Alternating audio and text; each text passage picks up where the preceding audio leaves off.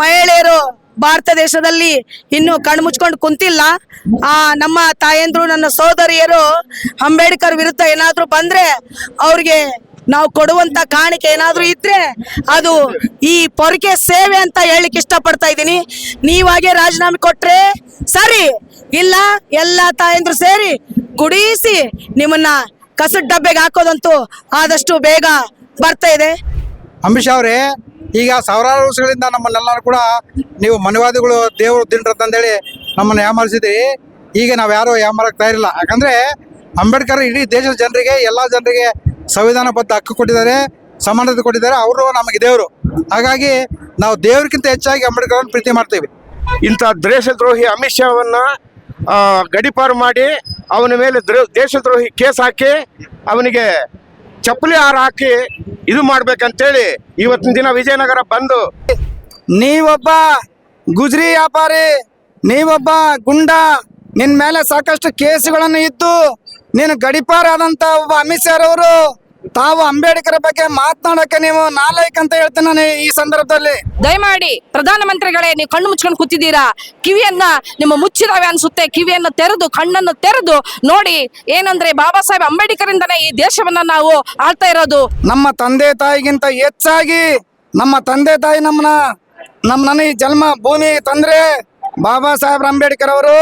ನಾವು 100 ವರ್ಷ ಕಾಲ ನಮ್ಮನ್ನ ಸಲ್ಲುವಂತದ್ದು ಆ ಬಾಬಾ ಸಾಹೇಬ್ರಿಗೆ ಕೊಟ್ಟಂತ ಮೀಸಲಾತಿ ಅಡಿಯಲ್ಲಿ ನಾವು ಬದುಕ್ತಾ ಇದೀವಿ. ಜೈ ಭೀಮ್ ಅನ್ನೋದು ಹೆಸರು ನಮಗೆ ಇರ್ತಕ್ಕಂಥ ಒಂದು ಶಕ್ತಿನೇ ವಿನಃ ಅದು ನಶೆ ಅಲ್ಲ. ಆ ಶಕ್ತಿನ ನಮ್ಮನ್ನು ಇಲ್ಲಿವರೆಗೆ ಕರ್ಕೊಂಬಂದು ನಿಂದ್ರಿಸಿದೆ. ಎಲ್ಲ ಕಡೆ ನೋಡ್ತಾ ಇದ್ದೀರಿ ನೀವು. ದೇಶದ್ರೋಹಿ ಅಮಿತ್ ಶಾ ಗೃಹ ಮಂತ್ರಿ ಆತ ಹೇಳಿರುವಂತ ಅಂಬೇಡ್ಕರ್ ವಿರುದ್ಧ ಅವಳೇನರ್ಕಾರಿ ಒಂದು ಮಾತನ್ನು ಹಿಂದಕ್ಕೆ ಪಡೆಯೋದಲ್ದೆ, ಕ್ಷಮಾಪಣೆ ಕೇಳೋದಲ್ದೆ ಅದನ್ನ ಆದಷ್ಟು ಬೇಗ ಗಡೀಪಾರು ಮಾಡಬೇಕು. ಈತ ಭಾರತ ದೇಶದಲ್ಲಿ ಹುಟ್ಟಿ ಭಾರತ ದೇಶಕ್ಕೆ ದೊಡ್ಡ ಒಂದು ದ್ರೋಹಿ ಅಂತ ಹೇಳಲಿಕ್ಕೆ ಇಷ್ಟಪಡ್ತಾ ಇದ್ದೀನಿ. ಇಂಥ ದ್ರೋಹಿಗಳನ್ನ ಏಕೆ ನಾವು ಸಂವಿಧಾನದಿಂದಲೇ ಆತ ಪ್ರಮಾಣ ವಚನ ಸ್ವೀಕಾರ ಮಾಡಿ ಅದೇ ಸಂವಿಧಾನದ ಬಗ್ಗೆ ವಿರೋಧವಾಗಿ ಮಾತಾಡ್ತಾನಲ್ಲ, ಅದಗ ಬಹುಶಃ ನನಗೆ ಒಂದು ಹೆಣ್ಮಗಳಾಗಿ ಹೇಳಲಿಕ್ಕೆ ಇಷ್ಟಪಡ್ತಾ ಇದ್ದೀನಿ. ಅಮಿತ್ ಶಾ ಅವರೇ, ನೀವು ಒಟ್ಟಿಗೆ ತಿನ್ನೋ ಅನ್ನ ಆದರೆ ನಾನು ನೇರವಾಗಿ ನಿಷ್ಠುರವಾಗಿ ಹೇಳಲಿಕ್ಕೆ ಇಷ್ಟಪಡ್ತೀನಿ. ಯಾಕಂದ್ರೆ ಅಂಬೇಡ್ಕರ್ ಸಂವಿಧಾನ ಪಾಲನೆ ಮಾಡ್ತಾ ಇರುವಂತ ಒಂದು ಮಹಿಳೆ ನಾನು. ನೀವು ಈ ಮಾಡಿರುವಂತ ಈ ಅನಾಗೃತ ಕೆಲಸಕ್ಕೆ ಕೂಡಲೇ ರಾಜೀನಾಮೆ ಕೊಟ್ಟು ಎಲ್ಲೇ ಒಂದು ನೀವು ಮನೆಗೆ ಹೋಗುವಂತ ಕೆಲಸ ಆದಷ್ಟು ಬೇಗ ಮಾಡ್ಬೇಕಂತ ನಾನು ಕಳಕಳಿಯಿಂದ ಕೇಳ್ತಾ ಇದ್ದೀನಿ. ಯಾಕಂದ್ರೆ ಮಹಿಳೆಯರು ಭಾರತ ದೇಶದಲ್ಲಿ ಇನ್ನು ಕಣ್ಮುಚ್ಕೊಂಡು ಕುಂತಿಲ್ಲ. ನಮ್ಮ ತಾಯಂದ್ರು ನನ್ನ ಸೋದರಿಯರು ಅಂಬೇಡ್ಕರ್ ವಿರುದ್ಧ ಏನಾದ್ರೂ ಬಂದ್ರೆ ಅವ್ರಿಗೆ ನಾವು ಕೊಡುವಂತ ಕಾಣಿಕೆ ಏನಾದ್ರೂ ಇದ್ರೆ ಅದು ಈ ಪೊರಕೆ ಸೇವೆ ಅಂತ ಹೇಳಲಿಕ್ಕೆ ಇಷ್ಟಪಡ್ತಾ ಇದ್ದೀನಿ. ನೀವಾಗೆ ರಾಜೀನಾಮೆ ಕೊಟ್ರೆ ಸರಿ, ಇಲ್ಲ ಎಲ್ಲ ತಾಯಂದ್ರು ಸೇರಿ ಗುಡಿಸಿ ನಿಮ್ಮನ್ನ ಕಸದ ಡಬ್ಬೆಗೆ ಹಾಕೋದಂತೂ ಆದಷ್ಟು ಬೇಗ ಬರ್ತಾ ಇದೆ. ಜೈ ಹಿಂದ್, ಜೈ ಅಂಬೇಡ್ಕರ್. ಅಂಬರೀಷ್ ಅವರೇ, ಈಗ ಸಾವಿರಾರು ವರ್ಷಗಳಿಂದ ನಮ್ಮನ್ನೆಲ್ಲರೂ ಕೂಡ ನೀವು ಮನವಾದಿಗಳು ದೇವರು ದಿಂಡ್ರಂತಂದೇಳಿ ನಮ್ಮನ್ನು ಯಾಮಾರಿಸಿದ್ರಿ. ಈಗ ನಾವು ಯಾರು ಯಾಮಾರಕ್ಕೆ ತಯಾರಿಲ್ಲ. ಯಾಕಂದರೆ ಅಂಬೇಡ್ಕರ್ ಇಡೀ ದೇಶದ ಜನರಿಗೆ, ಎಲ್ಲ ಜನರಿಗೆ ಸಂವಿಧಾನಬದ್ಧ ಹಕ್ಕು ಕೊಟ್ಟಿದ್ದಾರೆ, ಸಮಾನತೆ ಕೊಟ್ಟಿದ್ದಾರೆ. ಅವರು ನಮಗೆ ದೇವರು. ಹಾಗಾಗಿ ನಾವು ದೇವರಿಗಿಂತ ಹೆಚ್ಚಾಗಿ ಅಂಬೇಡ್ಕರ್ ಪ್ರೀತಿ ಮಾಡ್ತೀವಿ. ಈಗ ಅಂಬೇಡ್ಕರ್ ಅವರ ಬಗ್ಗೆ ಮಾತಾಡೋಕ್ಕೆ ಅಮಿತ್ ಶಾಗೆ ಯೋಗ್ಯತೆ ಇಲ್ಲ. ಯಾಕಂದರೆ ಅಮಿತ್ ಶಾ ಒಬ್ಬ ಗುಂಡ ಕ್ರಿಮಿನಲ್ ರಾಜಕಾರಣಿ. ಆತ ಮಾಡಿದಂಥ ಅಪರಾಧಗಳು ಯಾರೂ ಮಾಡಿಲ್ಲ. ಅಂಬೇಡ್ಕರ್ ಅವರು ಎಷ್ಟು ಡಿಗ್ರಿ ಮಾಡಿದ್ರು ಅಂತಂದೇಳಿ ಒಂದು ದಿನೆಲ್ಲ ಹೋಮ್ವರ್ಕ್ ಮಾಡ್ಕೊಂಡು ಬಂದರೆ ಕೂಡ ಅವ್ರಿಗೆ ಡಿಗ್ರಿ ಹೇಳೋಕ್ಕಾಗಲ್ಲ ಅಮಿತ್ ಶಾಗೆ. ಅಂಥ ಪರಿಸ್ಥಿತಿಯಲ್ಲಿ ಅಂಬೇಡ್ಕರ್ಗೆ ಅವಮಾನ ಮಾಡಿದ್ದು ತಪ್ಪು. ನೀವು ತತ್ಕ್ಷಣ ರಾಜೀನಾಮೆ ಕೊಡಬೇಕು. ಆಮೇಲೆ ನಾವು ಈ ಬಂದು ಹೋರಾಟದ ಮೂಲಕ ಏನು ಕೇಳ್ತೀವಿ ಅಂತಂದರೆ, ರಾಷ್ಟ್ರಪತಿಗಳು ಮತ್ತು ಮಾನ್ಯ ಸ್ಪೀಕರ್ ಅವರು ತತ್ಕ್ಷಣ ರಾಜೀನಾಮೆ ಕೊಟ್ಟು ಅವ್ರ ಜನರ ಕ್ಷಮೆ ಯಾಚಿಸಬೇಕು. ಅಮಿತ್ ಶಾ ಅನ್ನೋ ಒಬ್ಬ ದೇಶದ್ರೋಹಿ ಇವತ್ತು ಭಾರತ ರತ್ನ ಡಾಕ್ಟರ್ BR ಅಂಬೇಡ್ಕರ್ ಸಂವಿಧಾನವನ್ನು ಅವಮಾನ ಮಾಡಿ ಬಾಬಾ ಸಾಹೇಬ್ ಅಂಬೇಡ್ಕರ್ ಬಗ್ಗೆ ಅವಹೇಳನಕಾರವಾಗಿ ಮಾತನಾಡಿರ್ತಕ್ಕಂಥ ಅಮಿತ್ ಶಾ ಈ ಕೂಡಲೇ ರಾಜೀನಾಮೆ ಕೊಡಬೇಕು. ಇಂಥ ದೇಶದ್ರೋಹಿ ಅಮಿತ್ ಶಾವನ್ನ ಗಡೀಪಾರು ಮಾಡಿ ಅವನ ಮೇಲೆ ದೇಶದ್ರೋಹಿ ಕೇಸ್ ಹಾಕಿ ಅವನಿಗೆ ಚಪ್ಪಲಿ ಹಾರ ಹಾಕಿ ಇದು ಮಾಡ್ಬೇಕಂತೇಳಿ ಇವತ್ತಿನ ದಿನ ವಿಜಯನಗರ ಬಂದು ಆಗಿರತಕ್ಕಂಥ ಸಂದರ್ಭದಲ್ಲಿ ನಾವು ವಿಜಯನಗರ ಸಂಘಟನೆಯಿಂದ ಈ ಒಂದು ಮಾತನ್ನ ಹೇಳಕ್ ಇಚ್ಛೆ ಬೀಳ್ತೀವಿ. ಎಲ್ಲರಿಗೂ ಜೈ ಭೀಮ್, ಜೈ ಜೈ ಜೈ ಜೈ ಜೈ ಭೀಮ್, ಜೈ ಜೈ ಜೈ ಜೈ ಜೈ ಜೈ. ಅಮಿತ್ ಶಾ ವಿರುದ್ಧ ಇವತ್ತು ವಿಜಯನಗರ ಜಿಲ್ಲೆ ಬಂದ ನಡೆಸ್ತಾ ಇದೀವಿ. ಇವತ್ತು ನಮ್ಮ ಪ್ಯಾಷನ್ ಏನಂತೇಳಿ ಇವತ್ತು ತೋರಿಸ್ಲಿಕ್ಕೆ ಅಂತೇಳಿ ಇವತ್ತು ಬಂದಿದ್ದೀವಿ. ಅಮಿತ್ ಶಾ ಅವರ ರಾಜೀನಾಮೆ ಮಾತ್ರ ಅಲ್ಲ, ಇವತ್ತು ಆ MP ಸ್ಥಾನದ ಕೂಡ ಅವರು ವಜಾ ಮಾಡಬೇಕು ಅಂತೇಳಿ ಒತ್ತಾಯ ಮಾಡ್ಲಿಕ್ಕೆ ಬಂದಿನಿ. ಯಾವ ಸಂವಿಧಾನದ ಅಡಿಯಲ್ಲಿ ಮುರ್ಮು ಅವರು ಇವತ್ತು ರಾಷ್ಟ್ರಪತಿಯಾಗಿ ಇವತ್ತು ಅಧಿಕಾರ ಸ್ವೀಕಾರ ಮಾಡಿ ಗದ್ದಿಗೆಯಲ್ಲಿ ಕುಂತಿದ್ದರು, ಆ ಸಂವಿಧಾನದ ಬದ್ಧವಾಗಿ ಇವತ್ತು ನಡ್ಕೋಬೇಕು. ಆ ಅಮಿತ್ ಶಾವನ್ನು ಕೂಡಲೇ ಆ ಸ್ಥಾನದಿಂದ ವಜಾ ಮಾಡಬೇಕು ಅಂತೇಳಿ ಒತ್ತಾಯ ಮಾಡ್ಲಿಕ್ಕೆ ಬಂದಿದ್ದೀವಿ. ಏನು ಪಾರ್ಲಿಮೆಂಟ್ ಅಲ್ಲಿ ಅಮಿತ್ ಶಾ ಅವರು ನಮ್ಮ ಅಂಬೇಡ್ಕರ್ ಅವರಿಗೆ ಅವಹೇಳನಕಾರಿ ಮಾತನಾಡಿರ್ತಕ್ಕಂಥದ್ದು ಅದು ತಪ್ಪಿದೆ. ಅವರಿಗೆ ಸಿಕ್ಕಿರ್ತಕ್ಕಂತಹ ಓಟಿನ ಹಕ್ಕಾಗಿರ್ಬೋದು, ಬೂಟಿನ ಹಕ್ಕಾಗಿರ್ಬೋದು, ಸೂಟಿನ ಹಕ್ಕಾಗಿರ್ಬೋದು ಮತ್ತು ಅವರ ಒಂದು ಅಧಿಕಾರದ ಹಕ್ಕಾಗಿರ್ಬೋದು, ಇದು ಸಿಕ್ಕಿರೋದು ನಮ್ಮ ಬಾಬಾ ಸಾಹೇಬರ ಬರೆದಿರ್ತಕ್ಕಂಥ ಒಂದು ಸಂವಿಧಾನದ ಮೂಲಕ. ಅವರು ಪಾರ್ಲಿಮೆಂಟ್ಗೆ ಪ್ರವೇಶವನ್ನ ಮಾಡಿರ್ತಾರೆ, ಪ್ರಜಾಪ್ರಭುತ್ವವನ್ನ ಅವರು ಇದು ಮಾಡ್ತಾ ಇದ್ದಾರೆ. ಅದಕ್ಕೋಸ್ಕರ ನಾವು ಈ ಒಂದು ವಿಜಯನಗರ ಜಿಲ್ಲೆಯಲ್ಲಿ ಈ ಒಂದು ಹೋರಾಟವನ್ನು ಹಮ್ಮಿಕೊಂಡಿದ್ದೇವೆ.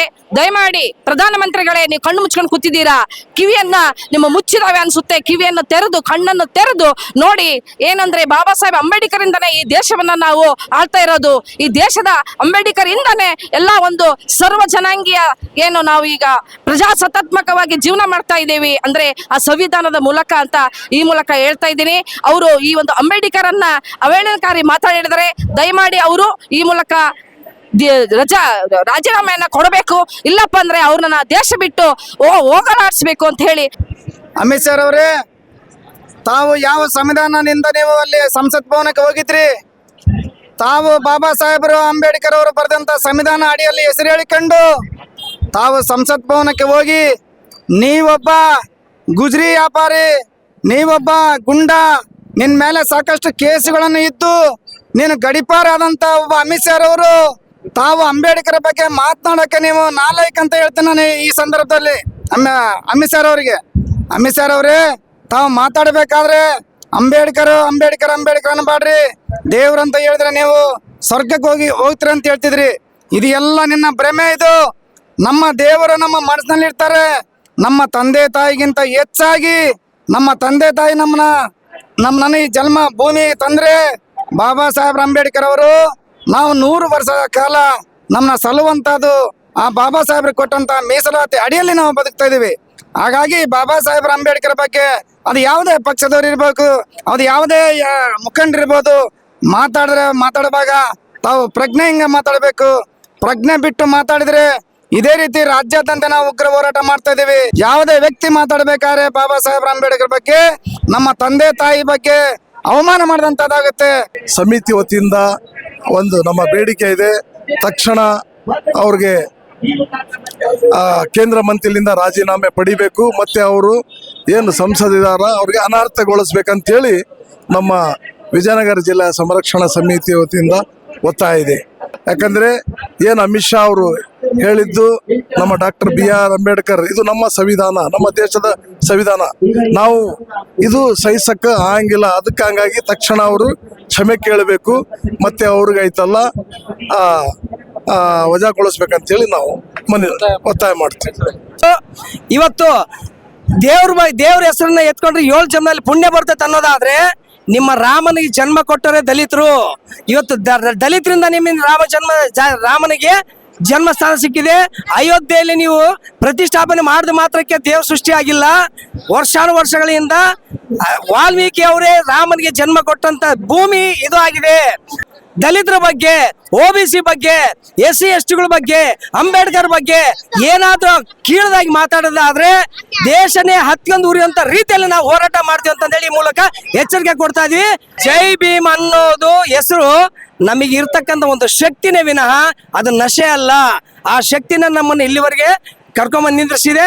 ಇನ್ನು ನಿಮಗೆ ಕೂಡ ಅವಕಾಶ ಕೊಟ್ಟಿರೋದು ಕೂಡ ಅದೇ ಸಂವಿಧಾನ, ಅದೇ ಬಾಬಾ ಸಾಹೇಬ್ ಅಂಬೇಡ್ಕರ್ ಕೊಟ್ಟಂತ ಭಿಕ್ಷೆಯಿಂದನೇ ನೀವು ಇವತ್ತು ಇದೇ ಸಂವಿಧಾನದಲ್ಲಿ ಕೂತ್ಕೊಂಡಿದ್ರೆ ಅನ್ನೋದನ್ನ ಮರಿಬೇಡ್ರಿ, ಎಚ್ಚರಿಕೆ ಇರಲಿ. ಈ ಬಂದ್ ಯಾಕೆ ಮಾಡಿದೀವಿ ಅಂದ್ರೆ, ಅಮಿತ್ ಶಾ ಅವರು ಮೈ ಮೇಲೆ ಪ್ರಜ್ಞೆ ಇಲ್ದಂಗೆ ಅಂಬೇಡ್ಕರ್ ಅಂಬೇಡ್ಕರ್ ಅಂಬೇಡ್ಕರ್ ಅಂತ ನೆನೆಸ್ಬೇಡ್ರಿ, ದೇವ್ರು ನೆನೆಸ್ಕೊಳ್ರಿ ಅಂತೇಳಿ. ನೋಡ್ರಿ ಸ್ವಾಮಿ, ನಮಗೆ ಅಂಬೇಡ್ಕರ್ ದೇವ್ರು, ನಮಗೆ ಕಣ್ಣಿ ಕಾಣೋ ದೇವ್ರು ಅಂದ್ರೆ ಅಂಬೇಡ್ಕರೇ ನಮಗೆ. ಆ ದೇವ್ರು ಬಂದು ನಮಗೇನು ಇಲ್ಲಿ ಮಾಡಲ್ಲ. ನಮಗೆ ಪ್ರಪಂಚದಲ್ಲಿ ಅತಿ ದೊಡ್ಡ ಸಂವಿಧಾನ ಕೊಟ್ಟಿರೋದೇ ನಮ್ಮ ಬಾಬಾ ಸಾಹೇಬ್ ಅಂಬೇಡ್ಕರ್ ಅಂತೇಳಿ ನಾನು ಹೇಳಕ್ಕೆ ಹೆಮ್ಮೆ ಪಡ್ತೀನಿ. ನಾನು ಅವರಿಗೆ ಅವಹೇಳನಕಾರಿ ನೀವು ಮಾತಾಡಿದ್ದೀರಾ, ಆದಷ್ಟು ಬೇಗ ನೀವು ಸಚಿವ ಸಂಬಳದಿಂದ ನೀವು ವಜಾಗೊಳ್ಬೇಕು. ಇಲ್ಲವ ಬಾಬಾ ಸಾಹೇಬ್ ಅಂಬೇಡ್ಕರ್ ಅಂದ್ರೆ ನಮಗೆ ದೇವರ ಸಮಾನ. ಅವರು ದೇವರ ಸಮಾನ ಇರೋ ಕಾರಣದಿಂದ ಹೊಸಪೇಟೆ ಬಂದು ಪ್ರತಿಯೊಬ್ಬರು ನಮ್ಮ ಅಂಗಡಿಗಳು ಎಲ್ಲ ವ್ಯವಹಾರಗಳು ಬಂದ್ ಮಾಡಿ ಇವತ್ತಿಲ್ಲಿ ಸ್ಟ್ರೈಕಿಗೆ ಬರೋಕ್ಕೆ ಕಾರಣ ಏನಂದ್ರೆ ನಮ್ಮ ಬಾಬಾ ಸಾಹೇಬ್ ಅಂಬೇಡ್ಕರ್ ಅವರಿಗೆ ಅವಮಾನ ಆಗಿದೆ ಅಂತೇಳಿ.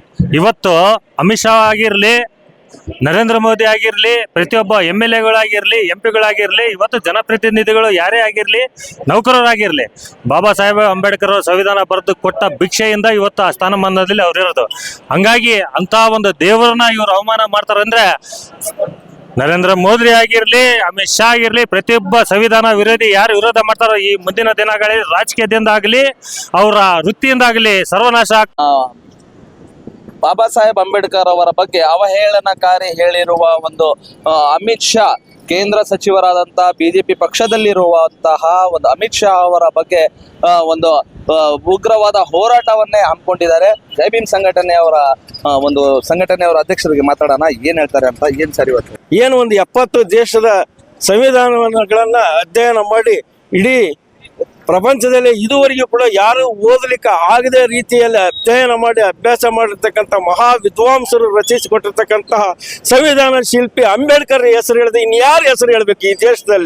ಈ ದೇಶದ ಒಬ್ಬ ಮಹಾನ್ ನಾಯಕ, ಮಾನವತಾವಾದಿ, ಮತ್ತ ಸರ್ವರಿಗೆ ಸಮಾನತೆಯನ್ನ ತಂದುಕೊಟ್ಟಿರ್ತಕ್ಕಂಥವ್ರು. ಮಹಿಳೆಯರಿಗೂ ಕೂಡ ಆಸ್ತಿ ಹಕ್ಕನ್ನ, ಮತದಾನದ ಹಕ್ಕು ಇರಲಿಲ್ಲ ಮೊದಲಿಗೆ, ಅದನ್ನು ಕೂಡ ತಂದುಕೊಟ್ಟಿರ್ತಕ್ಕಂಥವ್ರು ಅಂಬೇಡ್ಕರ್ ಆಗಿದ್ದಾರೆ. ಈ ರೀತಿಯಾಗಿ ಒಂದು ಮತ ಅಂತಂದ್ರೆ ಅದು ಅಂಬೇಡ್ಕರ್.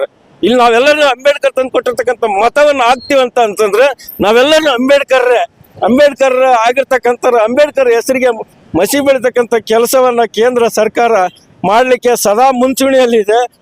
ಈ ಸರ್ಕಾರದ ಧೋರಣೆಗಳನ್ನ ಮತ್ತೆ ದಬ್ಬಾಳಿಕೆಯನ್ನ ನಾವು ಎಂದೂ ಈ ದಬ್ಬಾಳಿಕೆಗಳಿಗೆ ಹೆದರೋದಿಲ್ಲ. ಇಂತಹ ಎಷ್ಟೋ ಬಂದು ಹೋಗಿದವು, ನಾವು ಹೆದರಿಸಿದೀವಿ, ಇನ್ನೂ ನಾವು ಹೆದರಿಸ್ತೀವಿ. ಈ ಸರ್ಕಾರ ಇರಬಾರ್ದು. ಒಟ್ಟಾರೆ ಏನ್ ಹೇಳ್ಬೇಕು ಇಷ್ಟಪಡ್ತೀರಾ ಸರ್? ಅಮಿತ್ ಶಾ ಅವರು ಮೊಟ್ಟ ಮೊದಲನೇದಾಗಿ ರಾಜೀನಾಮೆ ಕೊಡಬೇಕು. ಆತ ಗೃಹ ಮಂತ್ರಿ ಆಗಿರ್ಲಿಕ್ಕೆ ನಾಲಾಯಕ್. ಆದ್ರೆ ಗೃಹ ಮಂತ್ರಿಯಾಗಿ ಇಡೀ ದೇಶದ ಜನರನ್ನ ಒಳ್ಳೆ ದಾರಿಯಲ್ಲಿ ಮುನ್ನಡೆಸಿ, ಯಾರಾದ್ರೂ ಹೇಳ್ತಾರೆ ಕಳ್ಳರಿಗೆ, ಸುಳ್ಳರಿಗೆ, ವಂಚಕರಿಗೆ, ಅತ್ಯಾಚಾರ ನಡೆಸೋರಿಗೆ, ಭ್ರಷ್ಟರಿಗೆ, ಲಂಚಕೋರರಿಗೆ ಅವ್ರನ್ನ ಹತೋಟಿ ತಗೊಂಡು ಅವ್ರನ್ನ ಧಿಕ್ಕರಿಸಿ ಅವ್ರನ್ನ ಜೈಲಿಗೆ ಹಾಕಿ